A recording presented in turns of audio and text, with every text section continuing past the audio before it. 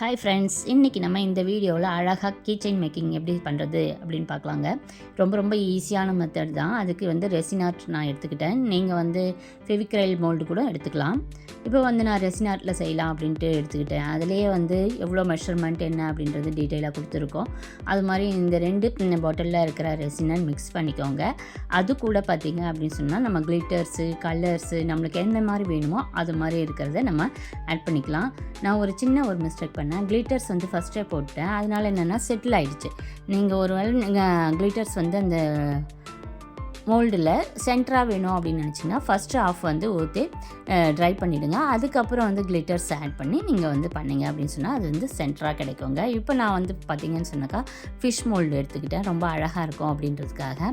Colours பார்த்திங்கன்னு சொன்னாக்கா என்கிட்ட பிங்க் கலர்லாம் இருந்தது. அந்த இது கூடவே பிங்க் கலர் கொடுத்துருந்தாங்க. இப்போ 3 ஃபிஷ் இந்த கப்பில் வர இதுக்கு நம்ம செய்யலாம். பாருங்கள், இந்த மாதிரி ஊற்றி எடுத்துக்கோங்க. ஒரு நாள் ஃபுல்லாக ட்ரை பண்ணிங்க அப்படின்னு சொன்னாக்கா நல்லா ட்ரை ஆகிடும். இதில் ஹூக் வேணும் இல்லையா, நம்ம கீச்செயின் பண்ண போகிறோம். அதுக்காக கம்பியை ஹூக் மாதிரி பண்ணி அதில் இன்சர்ட் பண்ணிட்டேன். அதுக்கப்புறம் பார்த்திங்கன்னு சொன்னாக்கா நம்மளுக்கு கீச்செயின் ரெடிங்க. இது மாதிரி நிறைய ஃபிஷ் பண்ணிவிட்டு நம்ம ஆர்டிஃபிஷியலாக இருக்கிற ஃபிஷ் டேங்க் கூட செய்யலாம்.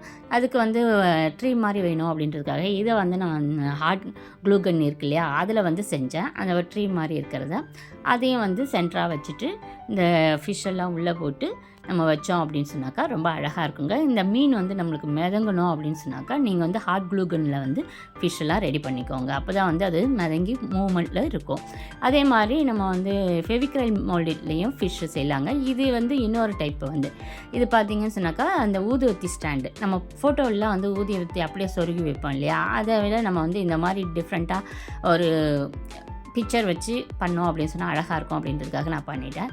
இது பேக்கில் பார்த்திங்கன்னு சொன்னால் ஊதுவத்திக்கு வைக்கிற மாதிரி ஒரு 2 ஹோல் போட்டுக்கோங்க. அப்புறம் இந்த படத்தில் ஒட்டணும் இல்லையா, அதுக்காக பேக்கில் கொஞ்சம் என்ன சொல்கிறது, கொஞ்சம் மேடாக இருக்கிற மாதிரி. ஏன்னா ஊதுவத்தி படத்தில் போய் பட்டு நெருப்பு படக்கூடாது இல்லையா, அதுக்காகவும் பார்த்திங்கன்னு சொன்னாக்கா இந்த மாதிரி ஹோல் போட்டு ட்ரை பண்ணிவிடுங்க. ட்ரை பண்ணதுக்கப்புறம் கொஞ்சம் மேடு பேக்கில் கொடுத்துட்டு நம்ம டபுள் சைடட் டேப் இருக்கு இல்லையா, அதை ஒட்டிக்கிட்டிங்க அப்படின்னு சொன்னாக்கா நம்மளுக்கு இந்த மாதிரி டிஃப்ரெண்ட்டான ஊதுவத்தி ஸ்டாண்ட் கிடைக்குங்க. இதை நீங்கள் செவரில் கூட நம்ம வீட்டில் பூஜை ரூமில் ஒட்டிக்கலாம். அப்படி இல்லைன்னு சொன்னால் ஃபோட்டோஸ்க்கு, இப்போ நம்ம ஃபோட்டோலாம் பார்த்திங்க, இறந்தவங்க படம்லாம் பார்த்திங்கன்னா ஹாலில் இல்லை வெளியே நம்ம தனியாக வச்சுருப்போம். அங்கே ஊதுவத்தி ஏற்றணும் அப்படின்னும்போது நம்ம ஃபோட்டோவில் இன்சர்ட் பண்ணோம் அப்படின்னு நினைப்போம் இல்லையா, அதுக்கு இந்த மாதிரி நீங்கள் சூஸ் பண்ணிக்கலாம். நான் இன்றைக்கி ஃபிஷ் மாடல் பண்ணி பார்த்தேன், நல்லாவே வந்தது. நீங்களும் ட்ரை பண்ணி பாருங்கள். இந்த மாதிரி வீடியோஸ் உங்களுக்கு வேணும்னு சொன்னால் என்னுடைய சேனலை மறக்காமல் லைக் பண்ணி சப்ஸ்கிரைப் பண்ணி வச்சுக்கோங்க.